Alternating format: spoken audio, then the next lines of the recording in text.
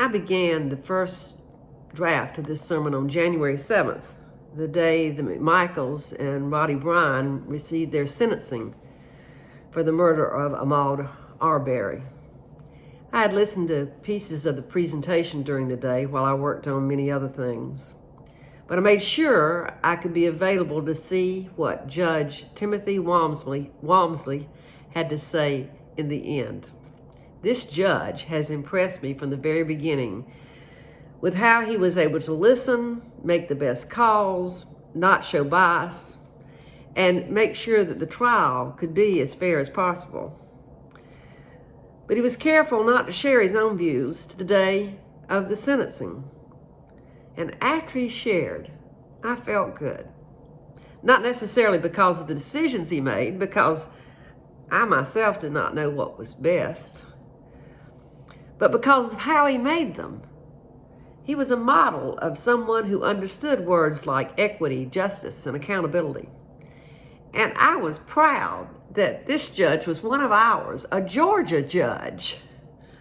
Folks, what we have witnessed here in Southeast Georgia is something to celebrate. Not the celebration of this tragedy or the celebration of 3 men going to prison. That is not something to celebrate. What we celebrate is that finally the system worked in a way that truly lifted up equity, justice, and accountability. And this judge tried to teach us something in the process. Judge Walmsley said, "The case should prompt people to consider what it meant to be a good neighbor." Quote, "Assuming the worst in others, we show our worst character," he said. "If we assume the best, we show our best character." Now, that doesn't mean that we don't keep our eyes open to the possibility of evil in people. But when we see someone that we don't know, most of us are quick to make judgments based on implicit or not so implicit biases. And then that affects the kind of person we become. We, who think we are good people, allow that ugly side of us to move to the forefront.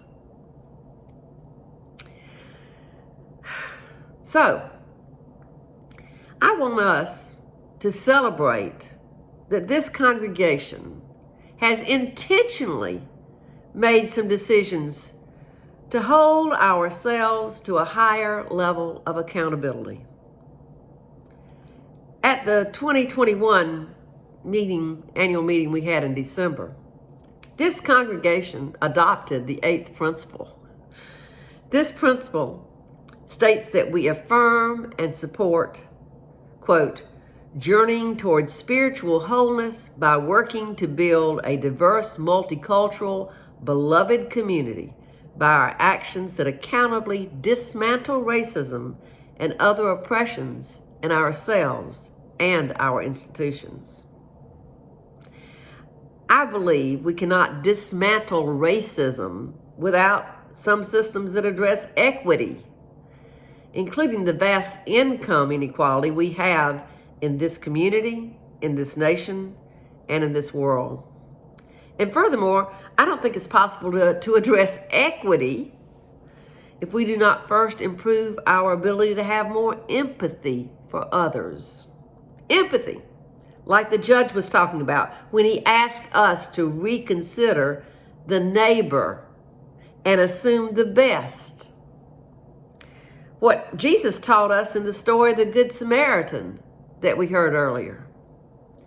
We have to be able to sit with those who are oppressed, really listen to them, hear their pain, feel their pain, and then we will be better prepared to take action if appropriate. I have a new friend. Her name is Diane Jackson. She is the matriarch of the Arbery family. She's Marcus's older sister and Ahmaud's aunt. Because her mother died when she was young and Diane was the oldest sister, she was more than a sister. She was the sister and the mother. I now know a whole lot more about my friend that I would never have known without the death of her nephew. During the trial, she and usually her sister Ruby would be sitting outside the courthouse all day. They did not want to go in and have to relive what happened to Ahmaud, or they call him Prez. When the clergy first started going, we stayed in our little clergy tent so that folks could come to us if they needed to talk, or needed some water, or needed a prayer. But then we heard that the Arbery family felt that we weren't really there for them, so we changed what we did. We started meeting with family members on the sidewalk when they arrived and offering to pray before they went in if they would like. And very often we just went and sat down with the family who were outside. Just sat down and were present. So I ended up doing a lot of that and just listening and talking to Diane. We were probably about the same age. But if this had not happened, I most likely would have never gotten to know her. We don't hang out at the same places before or during the pandemic. Now, I certainly have other black friends, but honestly, folks, most of those folks, not all, but most of those folks are people with professional roles in society or leaders in organizations that I work with. Now, I've had the great opportunity to be a guest in Diane's home, see pictures of her precious family, learn more about her life and what she's overcome through the years. I am so grateful for her friendship because it's given me a new kind of empathy, not one from a more paternalistic stance, but empathy for folks I can more easily see as my friends and neighbors. It's a shame that it's often a tragedy like Ahmaud's death. It takes something like that for us to make friends with someone like Diane. I tell myself that I've gained empathy through my reading and seeing movies and hearing stories so that I identify with a protagonist that is very different than me. And that does help. But it's not the radical empathy we need in this world. We need to intentionally find ways to be with folks. For many years, I had a pen pal through the program run by the Church of the Larger Fellowship for people in prison who are members of CLF. Jacob and I became friends and communicated for probably a dozen years. Eventually, he found more interest in the hospital that he was released to after prison. The communication sort of dribbled off, and that's okay. I was there when he needed me and when I needed him.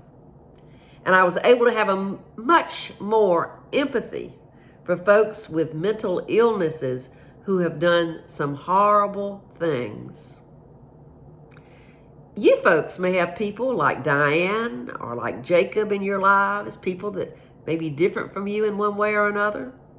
Be grateful for that. It allows you to see the goodness in folks, and it brings out the goodness in you. Raquel Willis grew up in Augusta, Georgia, and she is now the editor of Out magazine. Now, if you are familiar with this magazine, you know that at one time it seemed to be centered on gay, cisgendered men with fabulous bodies. In hiring Raquel, they signal that they really did want change. She is a black trans woman and a tremendous activist for all queer and oppressed people. In an MLK address she shared in 2018, she told how the stands that MLK took made him a threat to the society at that time.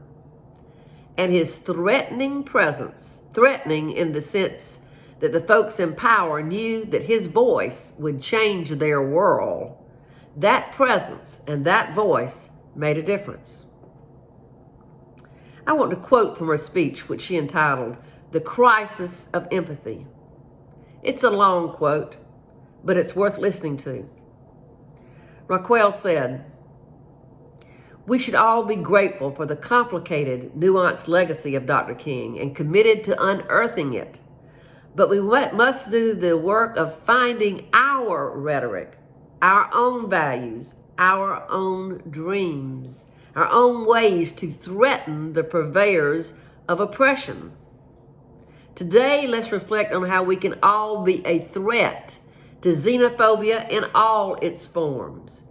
Think about it. In your life, how are you threatening white supremacy, threatening classism, threatening misogyny, threatening homophobia, threatening transphobia, threatening ableism? How will you simultaneously live in your power and relinquish power as we know it? How will you resist the very human urge to exploit your gifts, the gifts of others, and the gifts of the world? How will you impact the crisis of empathy? I say crisis of empathy because we are being tested on how we consider others' lives and experiences. It can be difficult at this time. In a time when an unabashed white supremacist, xenophobic demagogue has taken up residence of the most important office in the land. I remember when she was writing this and sharing it. How can we be surprised by this manifestation of the sins of America's past? A past that saw the commandeering of land from our indigenous family, the enslavement of black bodies, the continued disenfranchisement of bodies of color, the striking down of tremendous gains realized during Reconstruction, the emergence of an inhumane mass incarceration system and crimigration system, the various periods of America's militaristic thumb being clamped down on mostly black and brown populations around the world, the exploitation of the working class. And now we see the rise of white supremacist hate crimes, of more polarized politics than ever before. The calls from the so-called home party of the marginalized, the Democratic Party, to consider the less radical approach, a return to form, a status quo of American exceptionalism, imperialism, and exploitation with a Maximus lens. She goes on to explain, sometimes the most important work, that internal work of transforming the heart, doesn't often happen on social media timelines or in front of camera lenses. I found my voice in everyday conversations with family, friends, and strangers who knew nothing of an experience like mine, she says. I found my voice in being present as possible and not shrinking away out of fear of judgment. It often happens in those conversations you have with your family, or in a split second when you're called to think of a solution that is beyond the self. If there's anything I hope you take away today, it's that those little moments and acts of activism in our daily lives is how we make change. Activism isn't simply direct action in the streets, though that's a powerful and beautiful option. It comes in many forms. It's the pieces of resistance that you carve out in your everyday life. End quote. So, like the good Georgia judge said, the first thing we need to do is come to a better understanding of who our neighbor is and look for the best in folks so we can be our best. So we need to develop a more radical, intentional empathy. Now, if we're going to move to that beloved community that Martin Luther King Jr. lifted up and that we lift up in that 8th principle, we have to do more before we can celebrate. That principle calls for us to act, and act in ways that are accountable. King gave us lots of advice about how we should move forward, and it's not an easy road. It's the road of nonviolent, direct action, the road of putting ourselves in a place of discomfort for a higher goal. As Jesus said, sometimes it's turning the other cheek, not as a coward, but as someone who boldly stands for what is true and just and good. I think this is especially true if we're going to protect this democracy we have. I'm not sure what these actions will be, but we need to ready ourselves to stand for truth and righteousness.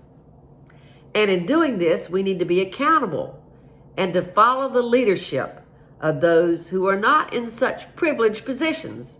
And we can do this. We have to also be ready to stand back and to allow others to lead. Our eighth principle spells out a significant oppression that must be encountered in these days, and that is racism. Yet we know that there are many intersections with oppressions.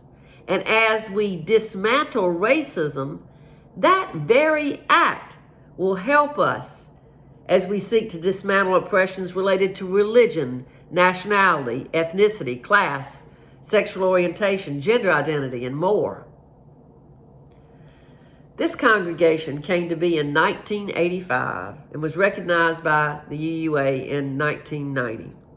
Throughout these years, we have had many members who have taken strong stands in this community on behalf of this congregation or other organizations, and we need to continue. But I think at this time in the life of this community and nation, we could also stretch ourselves a little more to determine what we can do to seek equity and justice for all. That's hard to do during a pandemic.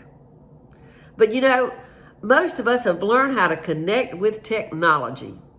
And there are lots of opportunities in this community for you to connect with others in person if you feel it's safe enough, or over Zoom to share about concerns and discuss ways we can make a difference. One that I hope you will consider is the Bullock County Beloved Community. And we're also going to continue planning about ways that we as a congregation can uphold the eighth principle. Contact our president, Adrian Cohen, for more information about that.